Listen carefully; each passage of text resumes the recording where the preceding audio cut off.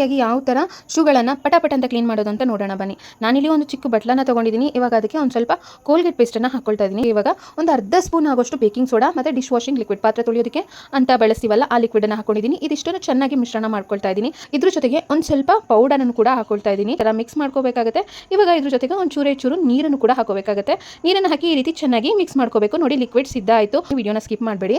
ನೋಡಿ, ಇವಾಗ ತಯಾರಿಸ್ಕೊಂಡಿರುವಂಥ ಲಿಕ್ವಿಡ್, ಈ ಲಿಕ್ವಿಡನ್ನು ಹಳೆದಾಗಿರುವಂಥ ಬ್ರಷ್ನಲ್ಲಿ ಚೂರು ಈ ಥರ ತೊಗೊಂಡು ನೋಡಿ, ಶೂ ಸುತ್ತಲೂ ಕೂಡ ಈ ಥರ ನಿಧಾನಕ್ಕೆ ಲೈಟಾಗಿ ಈ ಥರ ಸವರ್ಕೊಳ್ತಾ ಬರಬೇಕಾಗುತ್ತೆ. ಸುತ್ತಲೂ ಕೂಡ ಈ ಥರ ಲೈಟಾಗಿ ಇದೆ ಲಿಕ್ವಿಡನ್ನು ಹಾಕಿ ಉಚ್ಕೊಳ್ತಾ ಬರಬೇಕಾಗುತ್ತೆ. ಬ್ರಷ್ನಲ್ಲಿ ಉಜ್ಜಿದ ಮೇಲೆ ಇವಾಗ ಒಂದು ಬಟ್ಟೆನ ತೊಗೊಂಡು ಕ್ಲೀನಾಗಿ ಈ ಥರ ಒರೆಸ್ಕೊಳ್ತಾ ಇದ್ದೀನಿ. ಇದೊಂದು ಒಳ್ಳೆ ಕ್ಲೀನಿಂಗ್ ಲಿಕ್ವಿಡ್ ಅಂತ ಹೇಳ್ಬೋದು.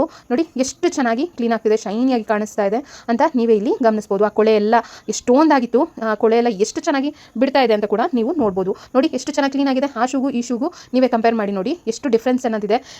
ಸೂಪರಾಗಿ ಕ್ಲೀನ್ ಆಗಿದೆ.